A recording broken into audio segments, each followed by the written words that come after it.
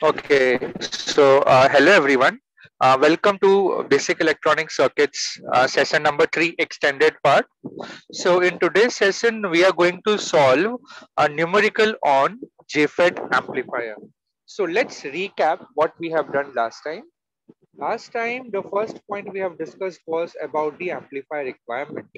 We require voltage gain. For a voltage amplifier, voltage gain should be high. We require input impedance also to be high. Output impedance should be low, and your amplifier should be linear. And then we have studied the second point as JFET as a device. It amplifies small time varying signals. Okay, so for this, the JFET amplifier should be linear, and then we superimpose the small AC signal with along with the DC, and the goal is to operate your JFET in the saturation region such that your JFET works as an amplifier faithfully. So we have seen that we have approximated this transfer characteristics into a small straight line, as you can see very clearly over here. Okay, so we move around this Q point and the small variations in VGS and ID are captured. Fine, and this is the plot of combined transfer curve and time response. That's what we have seen, and also we have seen why small signal, because if you restrict your input signal within this constraint such that you have the straight line, approximated straight line, it is within this the limit, then only we can say that our amplifier, JFET amplifier is linear, because primarily the JFET as a device is non-linear, and we are making an attempt to make it as a linear device by small signal analysis. Then next we have seen building the small signal model. The first part was about GM. So GM, we got it from the transfer curve as delta ID upon delta VGS. And we have seen one relation that delta ID, the changes in ID is equal to GM times changes in VGS. Okay. So your changes in your gate to source voltage is controlling the changes in the drain current. And we have derived the expression for GM, which is GM is equal to twice IDSS upon mod of VP into 1 minus VGS upon VP. So this is the expression which we have derived last time. And we have done the first version of your small signal model. As you can see, between the gate and source, there is nothing connected because the input impedance of your JFET is very high. Due to that, the gate current is zero, right? So there is the gate and source is open. Just a voltage is written over the VGS. And between the drain and source, you have the drain current flowing, the changes in the drain current. Okay, so that is given by GM into VGS. This is a current dependent, that is a voltage dependent current source. Fine. And next we define the small signal model. It represents only the changes in the voltage and current parameters. Okay. And then we saw the small signal output resistance, which is defined as delta VDS upon delta ID. Okay. And it is defined in the saturation region. Next, we derived this formula. So RD or R0 was coming out to be 1 divided by lambda into IDQ. So we incorporated this into our model, and we have drawn the final version of your small signal model of a JFET. So if you replace this JFET with this small signal model, it is actually, in a way, we are saying that the non-linear JFET, we are attempting to make it like a linear, a linear device, so that your amplifier as a whole should work in the, should be a linear amplifier.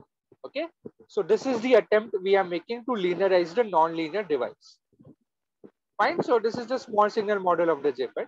And lastly, we also saw very quickly the complete amplifier. The JFET amplifier, we have three types: common gate, common drain, and common source amplifier. And last time we have seen the circuit for the common source amplifier. As you can see very clearly, we have a source marked in green. We have the yellow color, which is the amplifier inside the box. It is a self-bias configuration consisting of RD, RG, and RS, which makes the self-bias network. And the coupling capacitors CC1 and CC2 are going to isolate the AC and the DC signals. And we have a bypass capacitor CS. And we also have connected the load at the output in the form of RL. So typically for an amplifier, we are supposed to find the voltage gain defined as over here as AV. So we are supposed to find voltage gain, we are supposed to find the input impedance, and we are supposed to find the output impedance. So these are the three things which we are supposed to find for a common source amplifier. Now, let's touch into the topic which we have to discuss today. So this is the numerical. For a given amplifier below, we need to find the voltage gain, the input impedance, and the output impedance. And this is the circuit which is given to us. Okay, this is the circuit which is given. So from the first glance, we can see very carefully. This is the voltage divider biasing. Okay, R1, R2, RD, and RS. This forms the voltage divider biasing along with the JFET, and it is an N-channel JFET. Then we have coupling capacitors CC1, CC2, and CS. Of the values are given over there, and Vin is connected to the gate. I mean, to the gate terminal via the input coupling capacitor CC1, and output is you also have a RL, a load at the output. Okay, and across the load you measure the output. So here the given data for the JFET parameters are IDSS is 8 milliamperes, pinch off voltage is minus 4 volt. Okay, this is the given data. Now let's do a generalized analysis. So it will work for any JFET amplifier, rather it be a self bias configuration or a voltage divider configuration. So let us start. So the very first step number 1 is DC analysis. So what we have to do in DC analysis is consider all the coupling capacitors and the bypass capacitors as open circuit. You consider all the capacitors as open circuit. And why we do that? Let us understand. So basically what happens at DC? DC means frequency is 0. Okay, that is what you mean by DC. And what is the reactance offered by a capacitor given formula given by 1 upon 2 pi into F into C. So if your frequency is going towards, if your frequency is going towards infinity, this thing is going towards infinity. Sorry. If your frequency is 0, your XC will go towards infinity. Okay, your XC will go towards infinity. That is why we make all the external capacitors behave as open circuit at DC. For DC analysis, your reactance offered by the capacitance is infinite because the frequency is 0. That is why we remake the circuit with only the resistors. All the capacitors and all are gone. You see, all are open circuit. So we are left out with a DC equivalent circuit. So this is the DC equivalent circuit which we see in front of us, and that's the voltage divider biasing. And fortunately, during the session number 2, we have solved exactly the same numerical. Okay, we have solved this numerical and found out the Q point.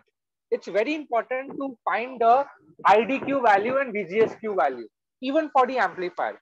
So if you face any amplifier numerical, the very first step is to perform the DC analysis and find the Q point. Okay, here in this case, you find VGSQ and IDQ. So fortunately, we have done this before. So I will just glance through the steps. So for this, we know that quickly I will glance through the steps. So the gate current in a JFET is 0, right? So that is why if I draw this small section of the circuit at the gate and the gate current is 0, so I can apply a voltage divider rule. So I can find the voltage across the gate terminal, which is given by R2 divided by R1 plus R2 into VDD. This is by voltage division rule. So you substitute the values of R2 and R1 and VDD, and you get the answer of VG as 1.82 volts. Now, the voltage across the source terminal VS is given by ID into RS. Okay, because the current ID is same as IS. That's what we have seen before. So VS is ID times 1500. Okay, and now VGS will be VG minus VS, which will be 1.82 minus 1500 into ID. This we are calling it as equation number, I think 3. I don't know why 3, because it should be the equation number, let's say A. Okay, we are calling it equation number A, and this should be B. Okay, so equation number A is VGS is 1.82 minus 1500 into ID. And we also know the formula for the drain current in a JFET, assuming that JFET is working in the saturation region. So ID is given by IDSS into 1 minus VGS upon VP the whole square. So we substitute the values of IDSS and VP, which we know, and we call this equation number B. Now carefully listen. What we do is we put this value of ID in equation number A. So this entire expression which you see over here,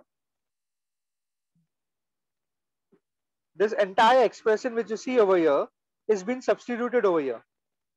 So we substitute, okay. So we substitute equation number B in A, and that's what we get. So after solving further, you will definitely get a quadratic equation in VGS. So here it is, the quadratic equation is 0.75 VGS square plus 7 VGS plus 10.18. You can also solve it. Since we have done it in the last session, I'm not going through it details. So you will get two values of VGS. One value which is greater than VP. That value you have to consider. And VP over here is minus 4. So correct answer is minus 1.8 VGS is the correct answer. And from this you calculate ID. So ID is IDSS, that value is known. VGS is also known and VP is also known. So you calculate the value of ID, which is 2.41 milliamperes. Okay. So far we have found out the value of VGS and the value of ID. Now comes the second step. Okay. Now comes the step number 2. So let me write over here. Step number 2, which is your small signal equivalent circuit. Small signal, or let us first find the small signal parameters. Find the small signal parameter. Now what is a small signal parameter over here? Here they haven't given in the data, they haven't mentioned about RD. They haven't mentioned anything about the RD, neither they have given lambda. So we'll assume the RD value to be infinite. RD or RO we call it. So we can write over here as point number 1. Since the value of RO or RD is not given, since the value of RD is not given, we assume it to be infinite. Okay. So we have considered the value of RD as infinite. That is what we will write over here. RD is infinite. Okay. So that's the assumption which we have made. Now the second parameter which we have to calculate is, you remember, let's go back to the model. Let's go back to the small signal model. So if you see carefully, your GM is the small signal parameter and the small RD. So RD we have assumed it to be infinite. Infinite means not present at all. We have to find value of GM. And what is the formula for GM? We have derived it before over here. Let us check it out. So the GM formula is twice IDSS upon mod of VP into 1 minus VGS upon VP. So let us write this formula and solve it. So let me go over here and write this out. So the second thing which we are finding over here in the small signal model is GM. So GM was given by the formula twice IDSS divided by mod of VP into 1 minus VGS upon VP. Okay. So we substitute the values over here. So the value of IDSS is 8 milliamperes. So 8 into 10 is to minus 3. VP is minus 4. So mod of it will be 4. This will be 1 minus. What is the value of VGS we got? VGS was minus 1.8. So we substitute over here minus 1.8 divided by minus 4. Okay. So we have to solve this using a calculator. Okay. So we solve this using a calculator. What you will get, you all can also do it at your end. So it is around, it is 2. Let me just cancel out few terms. This 4 is 2. So it is 4 into 10 raised to minus 3. Inside we have 1 minus 1.8 divided by 4 into 4 milliamperes. Okay, so I am getting the value of GM as, oh sorry,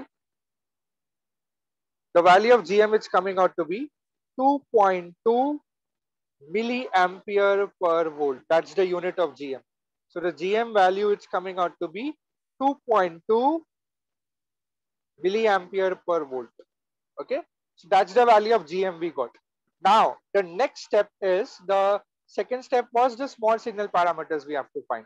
So either the value of RD might be given or might not be given. If it is not given, assume it to be infinite.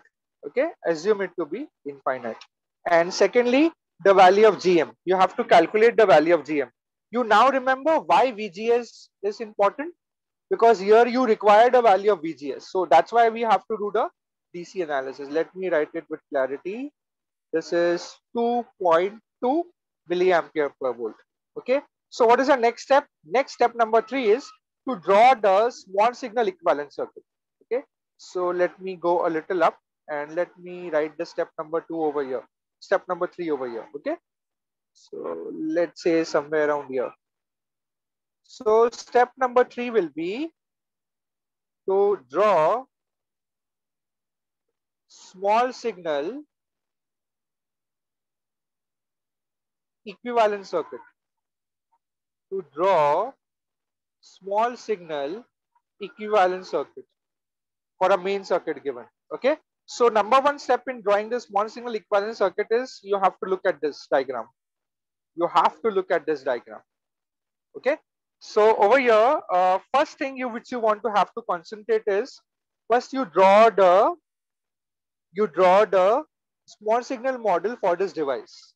Okay. So draw the small signal model for this JFET first. And we have already seen that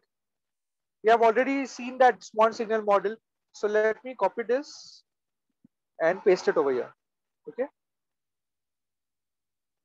So I have drawn the small signal model for a JFET, or you can call it as a hybrid ply or whatever you want to call it.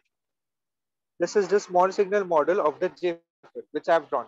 Now in this, RD is not present because we have considered to be infinite. So this is what we have. So this is that we have replaced that JFET. Okay. Let me bring that circuit over here once. So let me copy this circuit so that I have to again and again don't have to go over here. Just give me a second. Okay, fine. I'll remove that later. Fine. Now let me go back to the numerical. Okay, fine.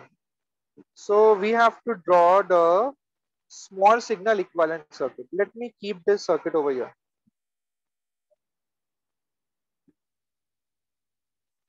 Okay.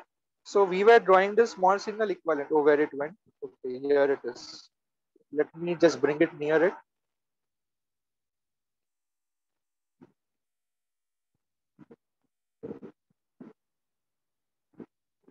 Or we can bring it this side. Let me check if I can place it somewhere around here. No, I have to place it here only because right hand side I have written some things.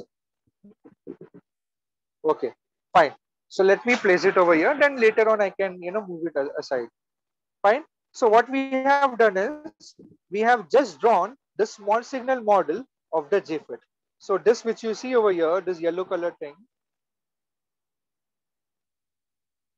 this is your small signal model which we have drawn.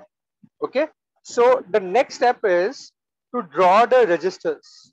To draw the resistors at the gate terminal. And here also one more assumption we have over here is, in drawing the small signal equivalent circuit, we assume all capacitors, all external capacitors and DC sources to be short circuit. Okay. So we assume all the external capacitors and DC sources to be short circuit. Okay. So your small signal equivalent of your DC source, because this is not changing with time. So we are drawing us quantities which are changing with time. So that's why we are assuming it to be all as short circuit. Fine. So next step is to see what is connected at the gate terminal. Now what is connected at the gate terminal, just see carefully. You have one resistor over here and you have another resistor over here. And the DC source is short circuit. Okay. So let me draw these two resistors going from R1, going from the gate terminal R1 and R2 over here. Let me delete this yellow color curve from here. So let me just use a black color. So from the gate terminal, you have one resistor which is going down like this, which is connected to the ground like this over here, correct? And another resistor is going up. But again, since the DC source is a short circuit, this R1 will be also connected to the ground. So let me show it to you. So here it is. This is my R1 and this is my R2. So if you carefully notice, both R1 and R2 are in parallel.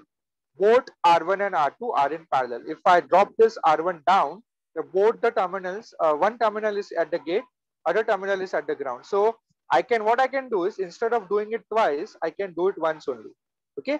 And I call this resistance as R1 parallel to R2.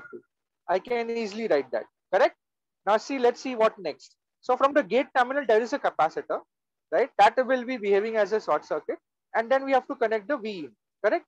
So over here, we have a capacitor, which will behave as a short circuit. And over here, we have a source, which is the small signal voltage source, which we will draw it over here. Okay. So we have drawn V in over here. So all the connections at the gate side are over. So all the connections at the gate side are over. Let us check it again. So at the gate side, what did we have?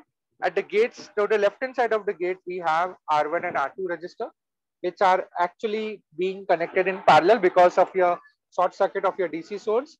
Then coupling capacitor is also short circuited, replaced by a short circuit, and you have your VIN connected. So you have three connections, which is R1 parallel to R2. Second connection will be CC1 is short circuited, and the third one is V in.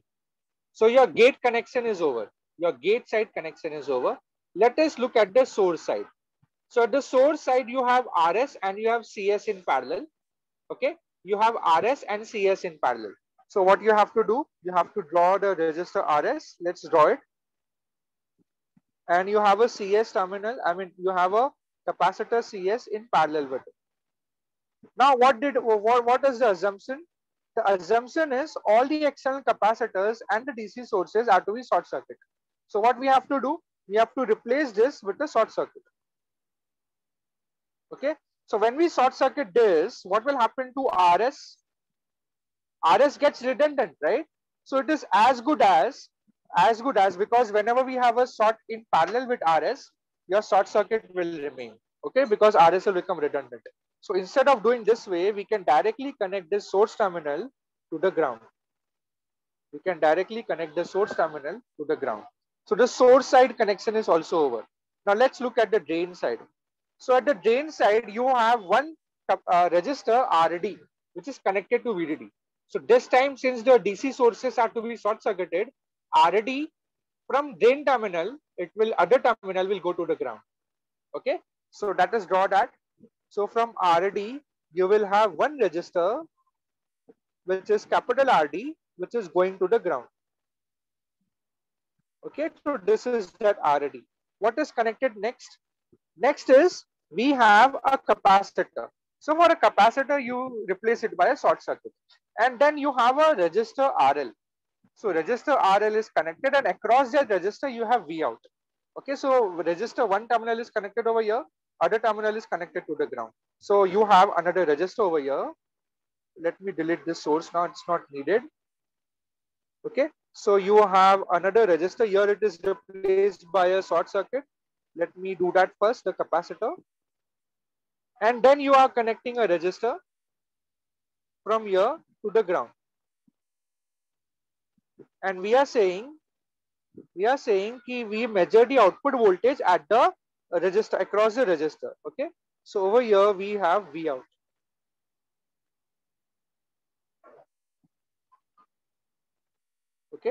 So this is a very quick, this is my small signal equivalent circuit. Okay, the small signal equivalent circuit of this amplifier which you have.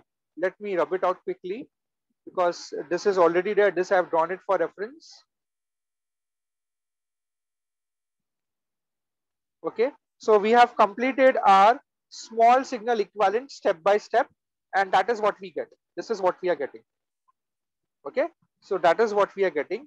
Now from this small circuit, small signal equivalent circuit, we have to determine the voltage gain, input impedance and output impedance. First, let me just extend the leg of this R1 and R2.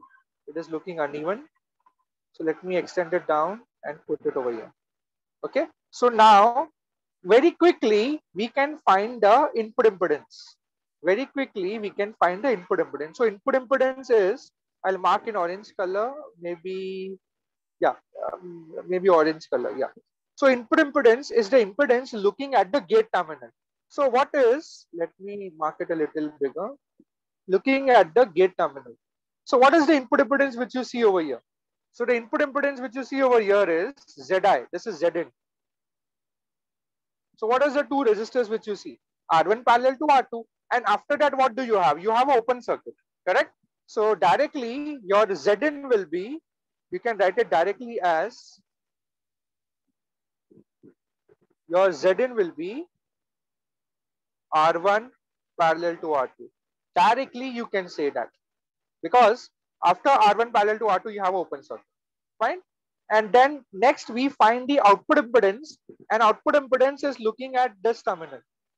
You know, at the drain terminal, which will the output impedance of the JFET. Okay, but if you look at this terminal, oh sorry, let me use the orange color. So here it is, looking at this terminal. So what do you see? This is Z out, output impedance. So what do you see over here? You see two resistances, R1 and RD in parallel, RL and RD in parallel. Okay, so I'm not going into details how did we got this, because we have a current source also, and current source having you know, infinite infinite impedances, is RD is not present only, right? So here we have Z out as RD parallel to RL. So let us quickly write that second point. So second point is, sorry, Z out is RC, oh sorry, RD, RD parallel to RL, RD parallel to RL. Okay, so next we find the voltage gain. So next we have to find the voltage gain. Okay, so let us find the voltage gain looking at this diagram quickly. So what is the voltage gain? Voltage gain is output voltage divided by input voltage. That means it is V out upon V in, correct? So let me write over here, sorry. So the voltage gain will be given by V out divided by V in. So we have to establish that relation, V out upon V in. Now looking at this diagram, what can you say about V out? Because this is the current which is flowing, right? This current is actually ID current. This is your ID current, correct? And V out will be, you have two resistances in parallel. If you see carefully, RD and RL are in parallel, okay? And you have a current which is flowing out. So what will be your V out actually? So V out will be this current ID into these two parallel resistances, okay? And what is the value of that ID current? ID current is GM into VGS. So what will you write over here? So V out will be, you can write it over here as, V out will be equal to minus, why minus? Because it is outgoing current. And what is the value of ID? GM into VGS. That is the value of ID. And that you have to multiply with the parallel resistance of RD and RL. Okay. So that I'll multiply with the parallel resistance of RD and RL. So that is my value of V out, correct? Now what is my value of V in? Now if you see carefully, V in voltage is in parallel with R1 and R2 resistances. Okay, there is no voltage in, there is no resistance in series, correct? and this is in parallel to VGS.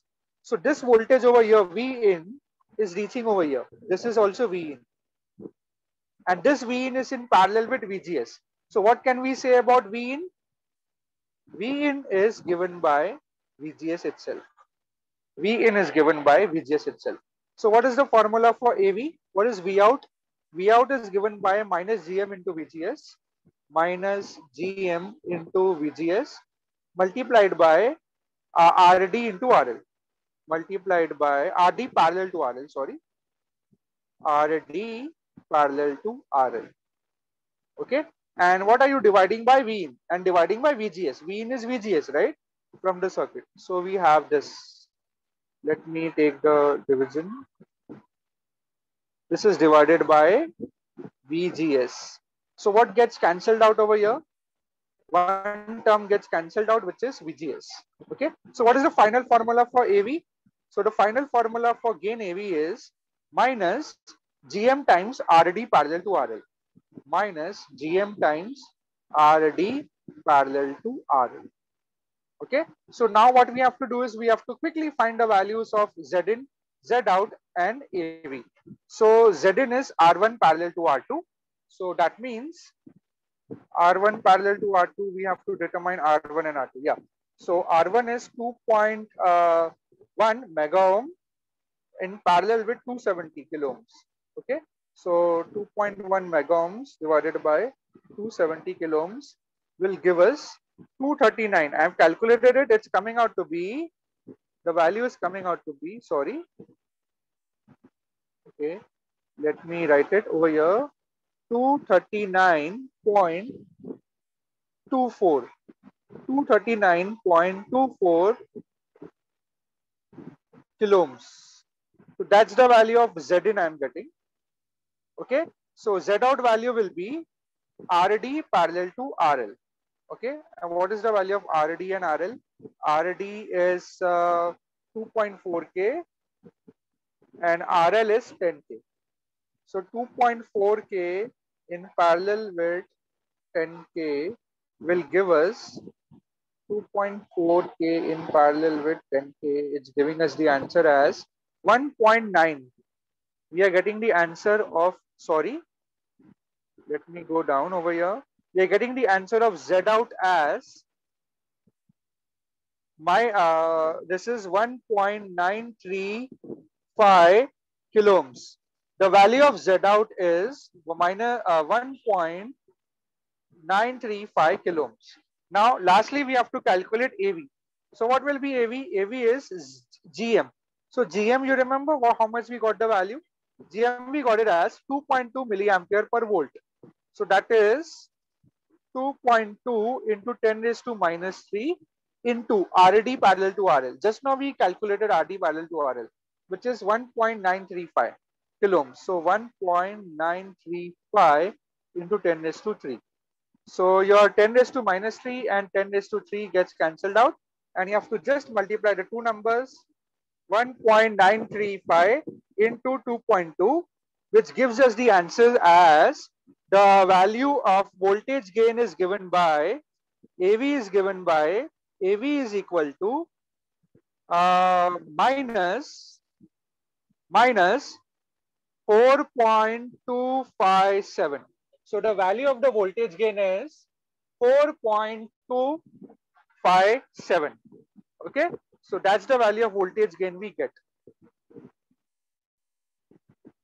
Okay. So that's how you calculate the voltage gain, input impedance and output impedance for a common source amplifier. Now let's see if you have slight change, what will be the change in the values. Okay. So let me go over here. Let's say if you don't have RL register. So if you don't have RL register, what will be the change? What all changes will be there? You will not have RL in the circuit. So you will not have RL in the formula also. So what you will have, the gain formula is minus GM into RD. So RL will not be there. Now let's go again back to the circuit. Let's say this is the self-biasing circuit. So you don't have R1 and R2 resistors. You don't have R1 and R2 resistors. You have just RAG register. So what will be the change? Nothing. Your DC analysis will remain same as your self-biasing. But over here in this circuit, instead of writing R1 parallel to R2, you will write RG. You will just write RG if it is a cell biasing network. Okay. So there are two important points. We have learned how to draw the small signal equivalent circuit, which is drawn by assuming all the external capacitors and the DC sources to be short circuit. And the small signal equivalent circuit we have drawn over here. We have first drawn the JFET model over here with the gate, drain, and source, and then we have drawn the remaining part of the circuit, that is the small signal equivalent circuit. From the circuit, we have deduced the following formulas. Zn is equal to R1 parallel to R2, Zout is equal to RD parallel to RL, and the voltage gain is given by minus Gm into RD parallel to RL. It is coming out to be minus 4.257. Okay, so this is all. We have found out the three parameters which we were supposed to find out: Zin, Zout, and the voltage gain. Okay, so you can tackle in this manner any numerical on JFET amplifier.